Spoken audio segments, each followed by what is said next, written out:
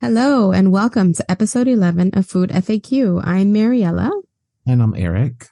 And today we are talking about what? Dips. It's time to take a dip, Mariella. I love those kitschy names. They make me so excited inside. Me too. It. That was all you too, baby. It was. So we're going to be talking about savory dips and sweet dips, but we're going to start with the salty because, honey, we are salty. Well, you are. I'm sweet. All right, tell me, what do you got for me? Okay, so first step I got for you, it's a classic. You know, I love to bring back my classic stuffs. You really do. It is. It's a classic. It's a Southern classic. So we're going to talk about pimento cheese. And I've never had homemade pimento cheese before, only the stuff from the store. Are you serious? Yeah, like, I don't know. This isn't something we make at home. We make bocadito dip. We don't make pimento. So it's similar to bocadito dip, but instead of ham, you're using cheese. Tell me everything. So you're going to see how it goes. It's really easy. So you're just going to get an 8-ounce block of cream cheese. So just one block of cream cheese. You're going to get like a really hearty handful of shredded cheddar cheese. So you want to basically put in almost the whole, like if you have pre-shredded cheese, you basically want to put in almost the entire bag. So I would say at least 3/4 of the bag. I want to say something about this shredded cheese. I have discovered recently, and you have confirmed that pre-shredded cheese is just subpar when you compare it to home shredded cheese. It is. Especially when melting. It is. If you want it to taste really good, get the block cheese and shred it. Here's the thing with pimento cheese. You need to have yellow cheddar cheese. I mean, I'm sure you can do it with the natural white cheddar, but yellow cheddar is how it goes. Classic. So your block of cream cheese, you're going to do about, like I said, a good heaping amount. Like throw that shredded cheese with love. Don't measure it. And you're going to get some chopped up pimentos. You're going to get some chopped up jalapenos. Take the seeds out of the jalapenos so it's not too hot. If you want it really hot, leave the seeds in. And then a good dash of cayenne pepper and then salt to taste. And you're just going to mix it up and let it sit for about an hour or so at least, just so the flavors can meld together. Pimento cheese, just like a lot of dips, gets better the more it sits. So if you even want to make it ahead of time, a day ahead of time, it's going to be so much better the next day. But at least make this a couple hours in advance before you serve it. And you want to make sure that it's served a little bit room temperature because it is cream cheese and there's really no liquid in here. So you still want to make it dippable. So you may have to use a little bit of a knife to it, maybe not. If it's a little bit too thick, you can go a little unauthentic and like throw some pickle juice in there just to thin it out. And it's a classic and it's really good. And for some reason this year, I totally got back into it. I have a million questions. Yeah, go start with one. Okay. So when you say chopped pimentos, are we talking canned or fresh? Canned. Okay. So maybe we could use a little bit of the juice from the can. Oh, you're right. Like some of the olive oil that it comes in. Yeah. Yeah. That's a really good idea. And then that's why you're here. That's why I'm here. I'm the brains behind this. I'm just the talent. Don't forget that. But yeah, you're going to use canned pimentos. You're right. So use some of the juice from the canned pimento if you want to thin it out a little bit. And then the jalapenos, I almost want to use canned too because they're soft. Right. Absolutely. And briny. Right. If you're going to use a lot of canned stuff, taste it before you add salt to it. True. Because you may already have enough salt in there. So taste it before, and sharp cheddar cheese is kind of salty anyways. So just taste it before you add the salt in there. And when you use a cayenne pepper, you do have jalapenos in there. So again, taste it before you put more cayenne pepper in there, depending how spicy you want it to be. And then how do you serve this with like a Ritz cracker? It's a Southern delight. I feel like it should be a Ritz cracker. You can serve it on a Ritz cracker. You could put it on bread. It goes delicious on a croissant, Mariella. It's pimento cheese. I'd bathe in this. A croissant. Yeah. Like get a real croissant and just put it on there for the morning. It's really good. With a little ham or something. I would love that. You could even take pimento cheese, Madi, and you can grill chicken on the grill. And then right before it's done, put a heaping scoop of the pimento cheese on there and just kind of let it melt a little bit. Wow. And you can put that on the chicken as well. My brain is exploding right now. Wow. With pimento cheese dreams. With pimento cheese. Okay, and then I have one more question. When you're making it, your cream cheese should be at room temperature, right? Absolutely. Easier. It's gonna be easier to mix together. Yeah. Yeah. And I think like maybe to serve this, you can serve it in a halved what's it called? Those a pepper. Would that be cute? That's really cute. That's a good idea. You could serve it in a half pepper, and then people would know what's in it, right? Because pimento is pepper, but like peppers. Whatever process it goes to, which is what, heat probably. I think it's, is it? Ooh, you know what might be good instead of pimento? Okay, so pimento is traditional, but you can also do like roasted red peppers instead of pimentos. So you get like a little fiery in there. I like this. That might be really good too. Okay, I'm sold. I saw that right on the spot right now. That is the talent, baby. It's the talent at work right now. Well, I want that, and I want it on a Ritz cracker, or a club cracker, like the little rectangular buttery kind. You know, I'm not a Ritz or a club cracker person. How are we friends? We agree on nothing. I mean, we agree on cooking food. Only fundamental things, but when it comes to this stuff, we're just on the opposite ends of everything. I'm a wheat thin kind of person. A wheat thin for pimento cheese? A wheat thin for anything, Maddie. I mean, I guess. How about a Triscuit? I like a Triscuit. I know people make fun of it. Triscuit's like eating a square, like, barrel of hay. I know. Like, it's horrible. It's like, who the hell came up with something like, we're going to, weave together shredded wheat. So that sounds so delicious. And I think it would look pretty on a table if you like got creative in the way you served it.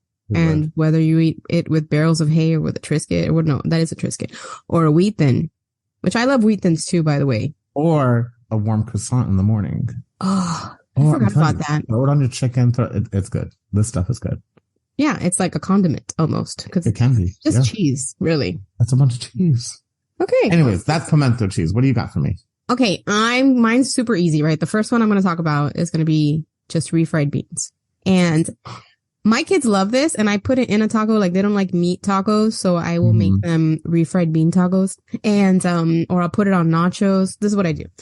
I open a can of refried beans, and I like the full fat kind. I don't like the fat free kind. They don't taste right to me. So I open the can and I set it aside, and then in a small little pan, like a deep pan, I'll fry up one very tiny slice of, not tiny slice, a regular slice of bacon, or what are they called? A strip of bacon that I chop up, and then I fry it in a little bit of olive oil. I let it render its fat, and then I open the can up and I pour it in there. I plop it in there, and I break it up. I mash it with the back of a spoon. I add garlic powder, onion powder, and a little bit of paprika and cumin. Mix it all up. It's sizzling in there with the bacon grease, and it's like you think it's like burning. It's not. Mix it. Now, when it's nice and warmed through, you take it off the heat, and you add, depending on how you're feeling, sometimes I'll put like a full half a cup of sour cream, or a little less, depending on how I feel. And I mix it up, and it is the best doctored up refried beans you will ever have. I have a really important question. Tell me. Is it smoked paprika or regular paprika? Of course it's smoked. Okay. We are the king and queens of smoked paprika. Okay, my son even smells it. He's like, "Mommy, it smells so good." So he knows. This sounds really good, by the way.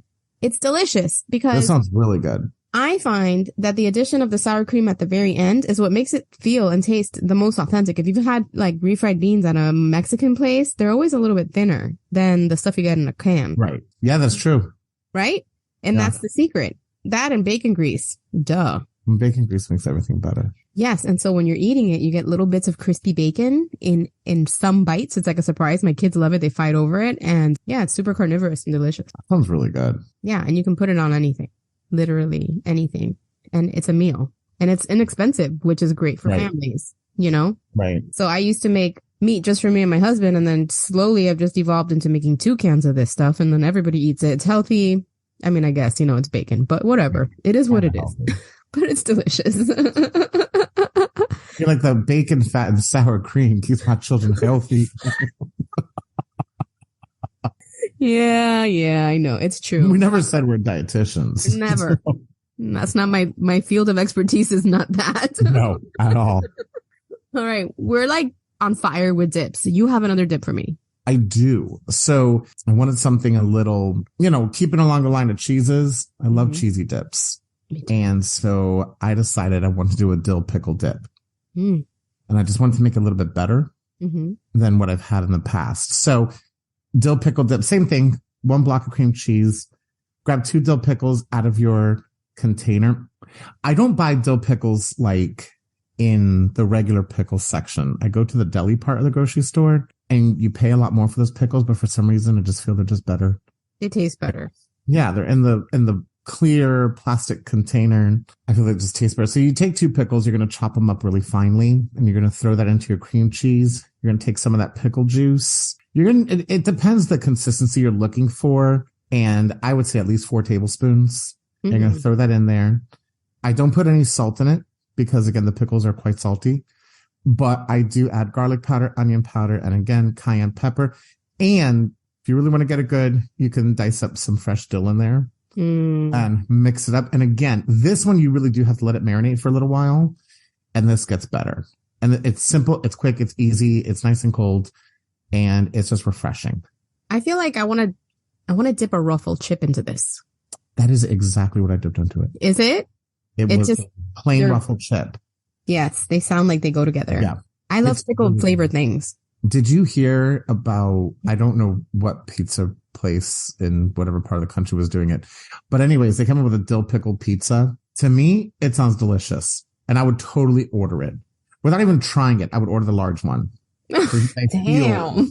I feel I would just love it. I feel that's just pickle like commitment. I'm committed to pickle. Me too. That's why we're friends. Yeah, that's why right there. That's what made our friendship happen. You're like, he's committed to the pickles. Even before I knew. Early on, I knew you were a pickle. That's correct. So, yes, I would order this pizza too. And I would I've seen it online and people make it at home, but I don't know if I want to make it. We could probably make it. I mean, I'll be honest. I don't go through the same troubles of making a pizza. I just don't do that. I've done it before because I get bored and I want to make stuff and the kids love to play with dough, but it's never good. Like they're kind of like always like, meh, meh, mom, it's fine. Yeah. Okay. I'm gonna have your dill pickle dip with my ruffle chip. It's going to be good. And I'm going to be so happy. There's some good pickles though, like on the market now that they're selling. They're higher ends and there's one that's spicy and it's yummy. You could probably do it with that. You could do it, in all honesty, you can do this with any type of pickle you want. The only pickle I do not like are those like bread and butter pickles. Oh my God. Sweet. So I do not like the sweet. No. They're so, I was even going to ask you, do you think you could do it with those? Cause I would totally chomp down on that. You can take that abomination and you can go to your home and you can do that. But in this home, we are a dill pickle, sour pickle, garlic pickle, spicy pickle household. They're yummy. When I was, like 11. I mean, yeah, the kids like it. So I guess that's why I buy them because the kids like it. Right. When I was like 11, I thought I liked them, but whatever, man. I think. Sorry, I left you on that one. Of course you did. Just leave me holding the wheat thins and the pickles. I'll take your wheat thins, but not the wheat thins, the barrel of hay. I forgot what they're called. The Triscuit. The Triscuit. But you could take your nasty ass bread and butter pickles and you can go.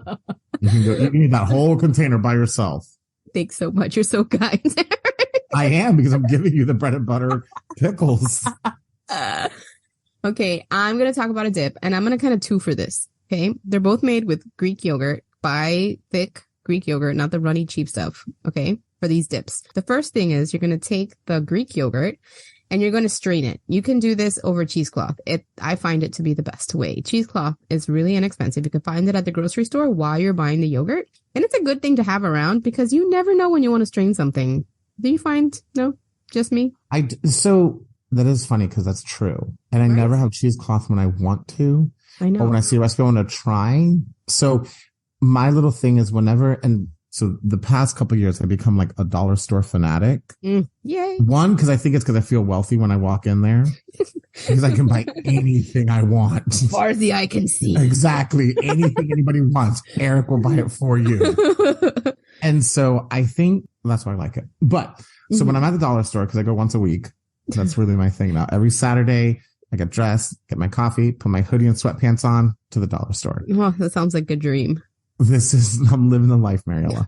So every time I go to the dollar store, I pick up a couple things. I pick up parchment paper, I pick up aluminum foil, and I will pick up a cheesecloth. Really?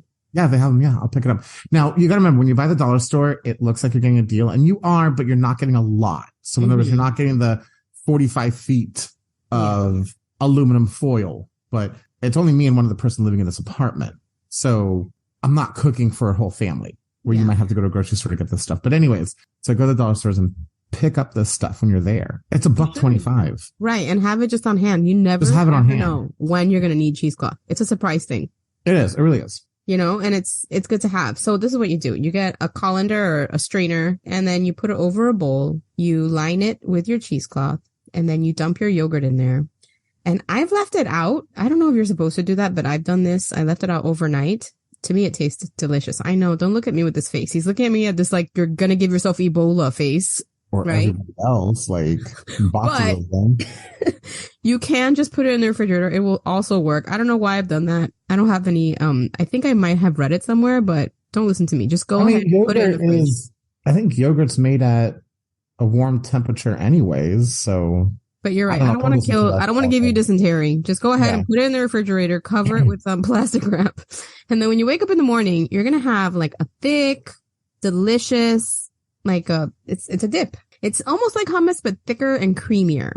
And once you have that separated, because you're separating kind of the cream from the whey or whatever it is that they use to make yogurt. And, you add olive oil, salt, pepper if you'd like. Mix it up. You can use it as a dip with vegetables, or what I've done in the past is I spread it on a pita and then I fill it with vegetables.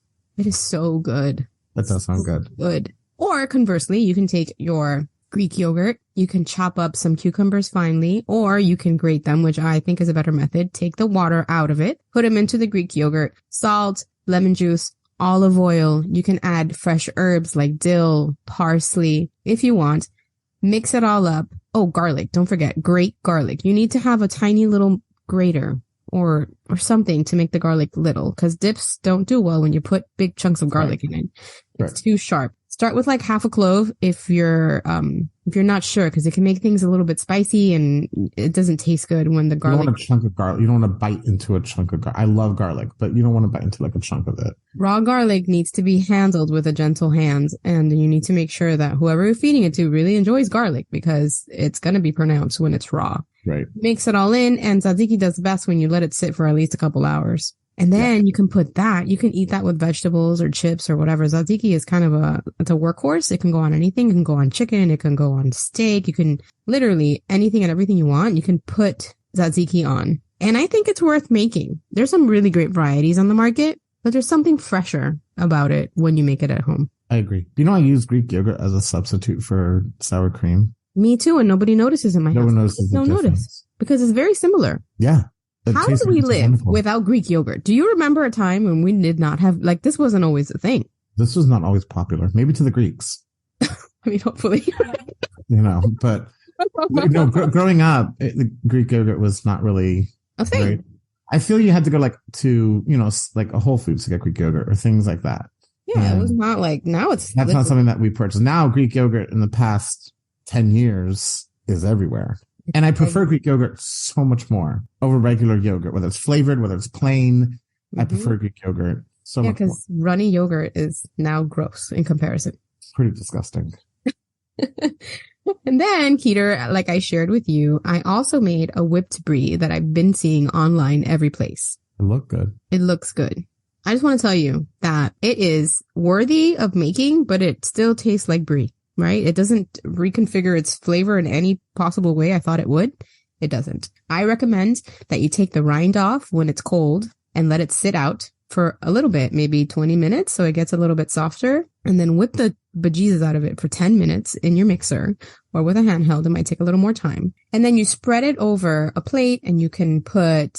Oh, you know what? I tried it with the artichoke hearts. That was delicious. You can serve it with artichoke hearts on the side. You can put honey on top, cracked pepper, freshly cracked pepper looks so pretty on top of it. And it's nice for a party because you can serve it, right, to many people without having to cut it.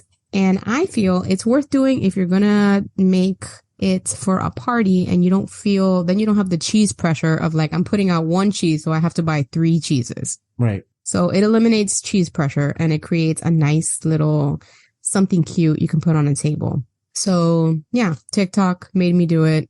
And I think it's worthy of trying if you're going to be entertaining with it. It looked really good. Your kids ate it up too. Well, one kid. Yeah, he ate it for lunch, basically.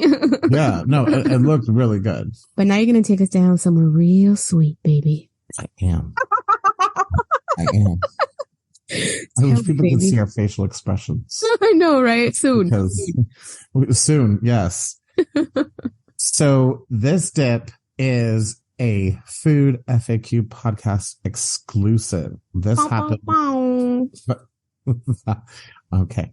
This happened total by accident, and it turned out really well. So we know Mariella loves her brown sugar whipped cream. And if you've been listening to us for a while, you'll know what brown sugar whipped cream is. Mm-hmm. So basically, you're going to take some whipped cream. I didn't measure. You know what? The reason why I actually made it is because my whipped cream was going bad that day or the next day. So I had to use it. So I poured the remainder whipped cream that I had in my stand mixer and I just started whipping it. And just turn it on high and just let it go. Go ahead. You can sing it. How did you know? Because I saw you dancing and I heard it. You can sing it. You gotta whip it. How does it go? I forgot. Whip it real good. Whip it good. There it goes. So you whip it, and as it starts forming its peaks, you're going to go ahead and you're going to take brown sugar, and you're just going to crumble the brown sugar in your hands because brown sugar gets clumpy. Just crumble it in your hands and just let it fall in there and just let it keep whipping. Mm-hmm. And when it comes to the brown sugar and the whipped cream, it's to taste. Right. So I found that whatever it was, I think altogether maybe it was like 1.5 cups or 2 cups of heavy cream that I put in there. I think altogether I may have used 4 tablespoons of brown sugar. So I like my whipped cream sweet. So put the brown sugar in there. Then I took plain non-fat Greek yogurt, and I don't know why I decided to throw it in there. Stroke of genius. A stroke of genius. And I threw it in there, and I continued letting the stand mixer continue whipping it. And I did add maybe a little bit more sugar. That's probably why I came up to 4 or 5 tablespoons of sugar, because it did have the Greek yogurt in there. And it just came out to be this really delicious, sweet, dippable delicacy of a dip. Yum. And I tasted with a spoon, and it was so good. So then I got strawberries, I got some bananas, I got blueberries. I tasted it with every type of fruit, and it was fantastic. And then of course, the end all be all is you get a little bit of pound cake, and you could dip it in there too, because it's just really good. You're eating whipped cream at this point. So just throw the pound cake in there. And it just was so good, but it was light and refreshing. And it was really, really delicious. I did, throw some tests in there, see what it tastes like when it chilled. It didn't really change anything. It chills too long, it becomes icy. So don't worry about chilling it. You can put it in the refrigerator. I would make it same day and serve it same day. Yeah. Just because I feel it's going to fall if you don't serve it same day. I haven't tried that, but I just feel it's going to. Mm-hmm. And this is just a really cool little thing that you can have that's kind of different. Mm-hmm. At your parties. I think people expect salty dips when they go to a gathering, and I prefer salty dips. That's my number one. Yeah. But this sweet dip was such a difference, such a change. You really can do anything with this. Yeah. Mariella, you can make a trifle. Like we talked about. Like a trifle, and you can use this in your trifle. You can just put some fruit in a bowl, and you can just spoon some on top. Mm-hmm. So there's many versatile ways you can do this. So delicious. It was really good. It was just a fun little experiment, and it turned out to be incredible. I'm sure there are sweet dips that are very similar to this, but try it. This one's ours. It's ours. We claimed it. Okay. Trademark. It's 3 ingredients. It's heavy whipping cream, brown sugar, and non-fat Greek yogurt. And so many of us have that in our household, and use it. It was really good. So just try. I feel like every time I think about sweet dip, I think of some something like that, like cookie dough, or I don't know, something exactly. obvious. This is not obvious. If you go Wegmans, you have a cannoli dip. It's really good for one taste, and then you're done. Right. You're done with this. It's not like a cookie dough dip or an Oreo dip. Not that those are bad, but it's not what I reach for. Me neither. When I'm at someone's place or when I eat something sweet, it has to be super balanced, and this is balanced. Yes, it is. So I'm with it, and I think it was amazing that you kept whipping, baby. You didn't quit on that. I did not quit, Madi. I got back from the dollar store and had expired whipped cream. You were on fire. The food FAQ podcast gods shined upon me. Yeah, it was inspired by your whipped cream, and it was inspired by when you and I were talking about things to do with Greek yogurt and stuff like that. So honestly, it was more or less I was not listening to your instructions and that's what cooking is. Yeah. You say screw you. Yes. And I'm going to do it my way. And then it becomes family favorites. That's how these things evolve, right? Everybody makes a pie, but not everybody makes your grandma's pie. Exactly. And this is what cooking's about. It's fun, and it's a low bar way to like face fear. And it sounds ridiculous, but it's true. It can really be helpful if you're some mistakes can be really good mistakes. Exactly. Some mistakes you end up having to order out pizza, but some mistakes can be delicious. Really good, and they turn out to be, we will be serving this. Absolutely. So if you're risk adverse, make something and see what happens next. Even if it's just 3 ingredients, you're on it. Okay. Exactly. So as I continue talking about this, I wanted to have 2 honorable mentions for our dips. The first one is any bean really can be a base for a dip. Black beans, chickpeas, white cannellini beans, which I can't really say correctly. Navy what is it? Is it cannellini? Nah, you can't say it either. Fabulous. So it's not just me and my first language is Spanish. I'll forgive you for your second language. So yeah, and you can really just whip them up and add olive oil and salt or whatever spices you like, and that's a dip. Yeah. Have fun with it. Pick any bean you like. Maybe not red beans because they have a weird skin. I don't know if I would try it. Shit, I don't know. It could be good. I mean, black beans red beans kind of have a tough skin to it, but you don't know. It could turn to be something really good. Maybe you could be the red bean maker. Just come out and tell me if you try this. Okay. Exactly. And then we have one more honorable mention. What is it going to be, Keeter? Oh, just a quick one, like fruit salsa.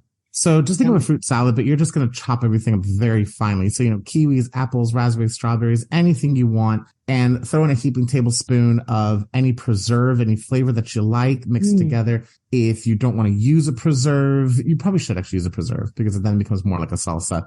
But if you don't want to use a preserve, if you don't have any, throw in a little bit of honey in there, a little bit of brown sugar. Just remember when you put sugar in fruits, it is going to extract the juices out of them. Yeah. So if you want to keep it a little bit neater, I would add the preserves, and it's more like a salsa. But if you use sugar, it's more like a fruit pico de gallo because the fruit's going to maintain its chunks, but it's going to be a little bit watery like a pico de gallo is as compared to a salsa. So that's kind of fun. Serve it up with cinnamon chips. Serve it up with. You can make it best friends with the yogurt. Yeah, you can. Yeah, and they can go together, and people can make their own little parfaits if they want. How cute is that? Absolutely. So that's just a really fun one that I like to do sometimes. And it's a good use of fruit because sometimes you have a bunch of like odds and ends and like it's not enough to kind of have one bowl of raspberries. But if you put all your stuff together, I do that for the kids all the time and they flip and love it. Yep. They love a fruit salad and they don't know I'm just cleaning out the fridge. Exactly. You get creative. Use up the stuff you bought. Don't let that go to waste. Exactly. So I hope that these dips have you feeling like you can take a dip in the dip pond. I went too far with that one, but take a tip. Yes, but dips are such a great party favorite, right? People like them. Little bites. Again, we love a little bite. Buy the ruffle chips. Buy different textured chips. Kettle cooked, thin and crispy. Pringles. I love a Pringle. I love a Pringle. Oh, they're so good. Yeah, different crackers. Really like make it interesting. Make your table. You can make a dip party. Seriously, I think you could do this. Dip party. Little drinky drinks. Why not? Hors d'oeuvres.